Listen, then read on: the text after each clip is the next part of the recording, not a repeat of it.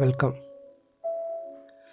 Hi viewers, TNPSC பொதுத்தமிழ் 200 out of 190 plus 10th standard இலக்கணம் பொது.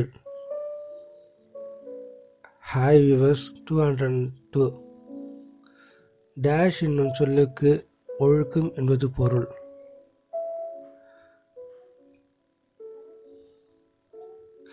ஆன்சர் ஏ திணை, பி மனை, சி வினை, டி இவற்றில் ஏதுமில்லை. ஆன்சர் திணை. திணை முழு விளக்கத்தை நம்ம பார்க்கலாம். ஒவ்வொரு வினாக்களுக்கும் முழு விளக்கத்தை நம்ம இங்கே பார்க்க முடியும். நெக்ஸ்ட் கொஸ்டின், திணை எத்தனை வகைப்படும்? திணை 2 வகைப்படும். திணை 2 வகைப்படும். திணை என்னும் சொல்லுக்கு ஒழுக்கம் என்பது பொருள். திணை என்ற சொல்லுக்கு ஒழுக்கம் என்பது பொருள். திணை 2 வகைப்படும். அவை உயர்திணை, அஃறிணை என்பன ஆகும். நெக்ஸ்ட் கொஸ்டின், டேஷ் என்பது திணையின் உட்பிரிவு ஆகும்.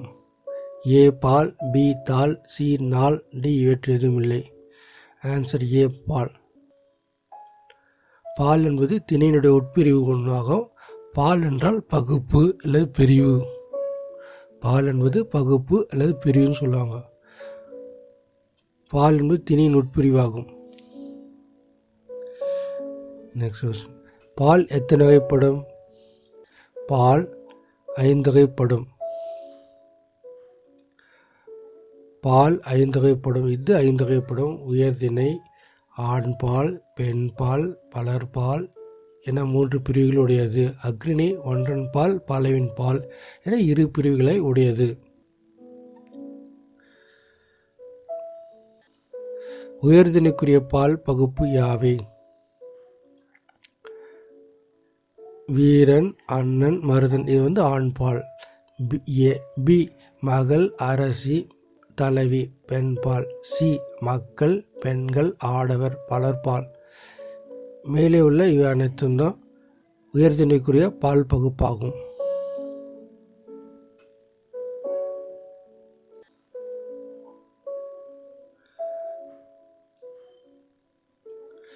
அஃறிணைக்குரிய பால் பகுப்பு யாவை? ஏ அஃறிணையில் ஒன்றனை குறிப்பது ஒன்றன்பால். எடுத்துக்காட்டு யானை, புறா, மலை. பி அஃறிணையில் பலவற்றை குறிப்பது பலவின் பால். எடுத்துக்காட்டு பசுக்கள், மலைகள். சி மேலே உள்ள 2. டி இவற்றில் எதுவுமில்லை. ஆன்சர் சி மேலே உள்ள 2. அஃறிணை யானை, புறா, மலை இவை ஒன்றன் பால் ஆகும். பசுக்கள், மலைகள் இவை பலவின் பால் ஆகும். இவை அஃறிணைக்குரிய பால் பகுப்பாகும்.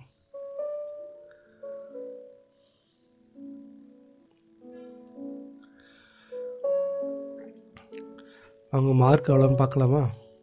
6 கொஸ்டின் அட்டன் பண்ணியிருக்கு, 6 மார்க்கு. நீங்கள் இப்படியே பண்ணால் டிஎன்பிஎஸ்சியில் 200க்கு 200 வாங்க முடியும்.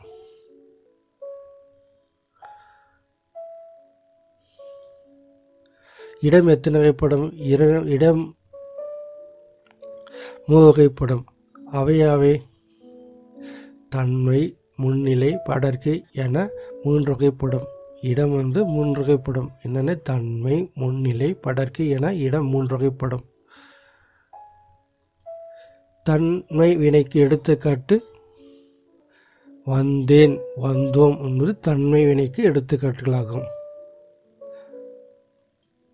முன்னிலை வினைக்கு எடுத்துக்காட்டு வந்தீர், சென்றீர் என்பது முன்னிலை வினைக்கு எடுத்துக்காட்டுகளாகும்.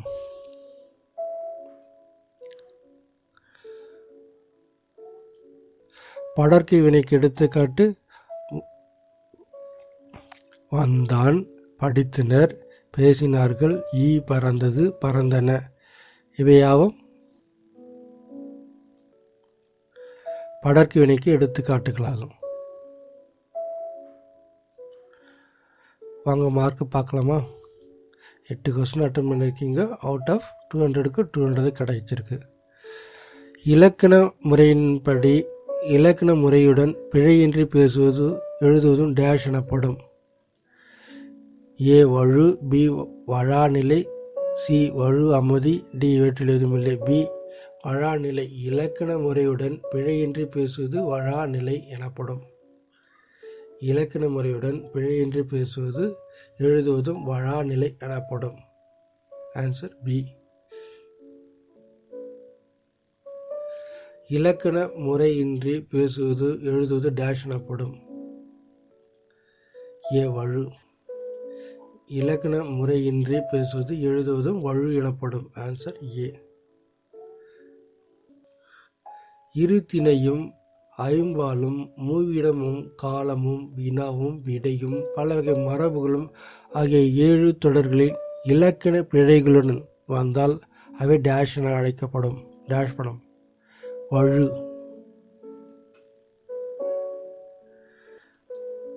இரு திணையும் ஐம்பாலும் மூவிடமும் காலமும் வினாவும் விடையும் பலவகை மரபுகளுடன் ஆகிய 7 தொடர்களில் இலக்கண பிழைகளுடன் வந்தால் அவை வழு என அழைக்கப்படும். ஆன்சர் ஏதான்.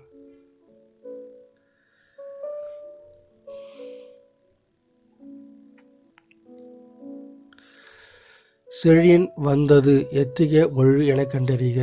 ஏ திணை, பி பால், சி இடம், டி காலம்.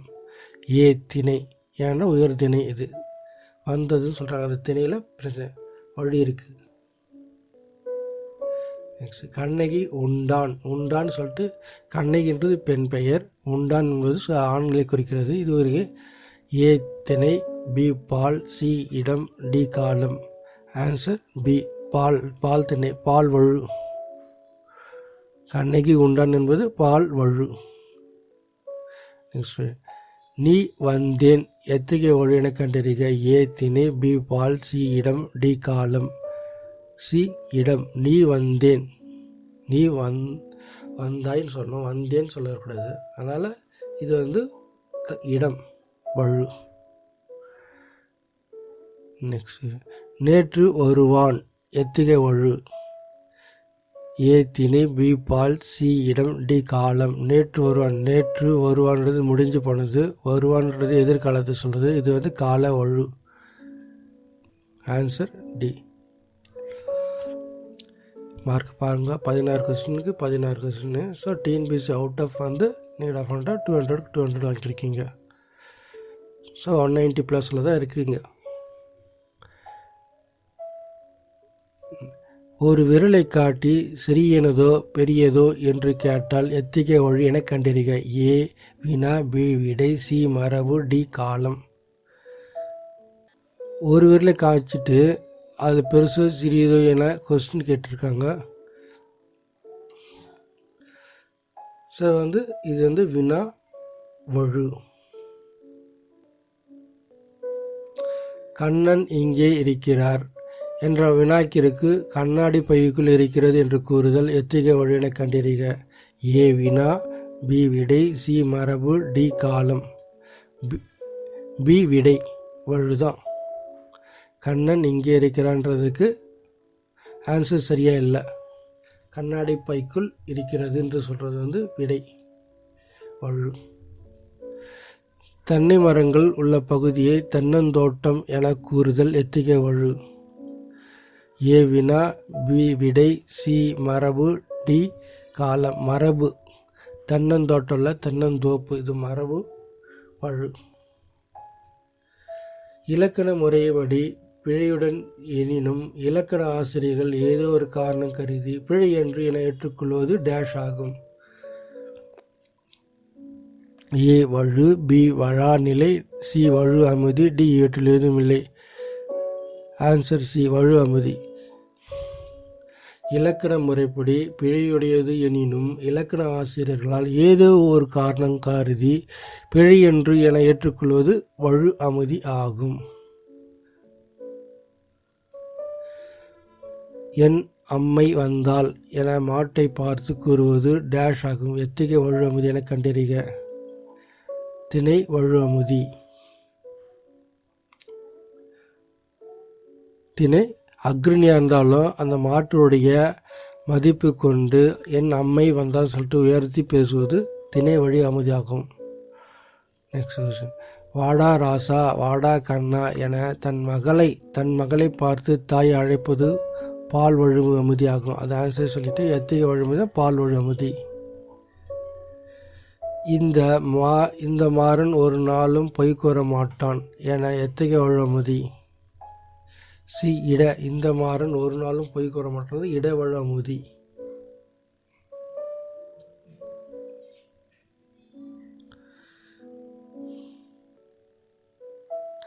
இந்த மாறன் ஒரு நாளும் பொய் கூற மாட்டான் என்பது எத்தகைய இட வழு அமுதி.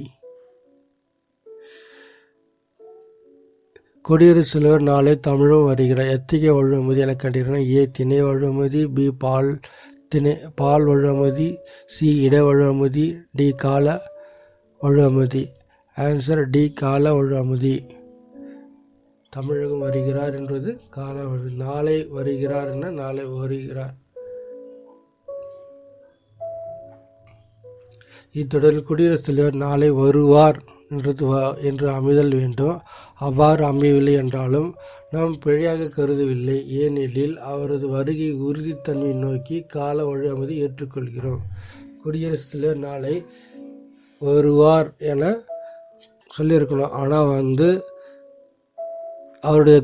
அவருடைய வருகையின் உறுதித்தன்மை நோக்கி காலம் வழு அமுதியை ஏற்றுக்கொள்கிறோம். நாளை வருகிறார் என்றது. ஸோ இது டி த ஆன்சர் கால வழு அமுதி. கத்துங்குயிலே சற்றே வந்து காதின் பட வேணும் என பாரதி எத்தகைய வழுமதி என கண்டறிய. ஏ மரபு வழுமதி, பி பால் வழுமதி, சி இட வழுமதி, டி கால வழுமதி. ஏ மரபு வழுமதி. குயில் கூவும் என்பது மரபு, குயில் கத்தும் என்பது வழு. இத்தகைய கவிதை இடம்பெற்றிருப்பதால் இது மரபு வழு அமுதி என ஏற்றுக்கொள்ளப்பட்டது. கத்தும் குயிலே என்ற குயில் கூவும் சொல்லுவாங்க. ஆனால் கத்தும் குயில் ஓசைன்னு சொல்லியிருக்காங்க. இது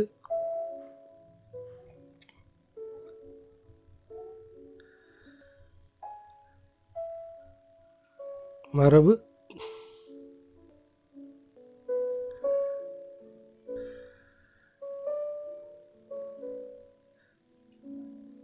குலசேகரர் ஆழ்வார் வித்து கோட்டம்மா என ஆண் தெய்வத்தை குலசேகர ஆழ்வார் பூனையார் பால் சோற்றை கண்டதும் வருகிறார் ஆகிய தொடரில் இடம்பெற்றுள்ளது வழு அமுதி முறையே.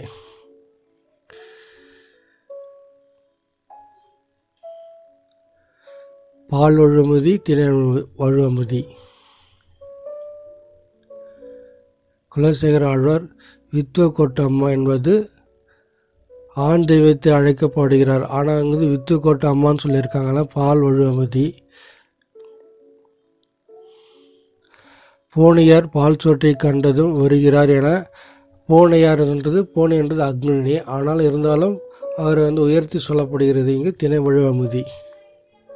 Answer C. 25க்கு 25 கொஸ்டின் 200.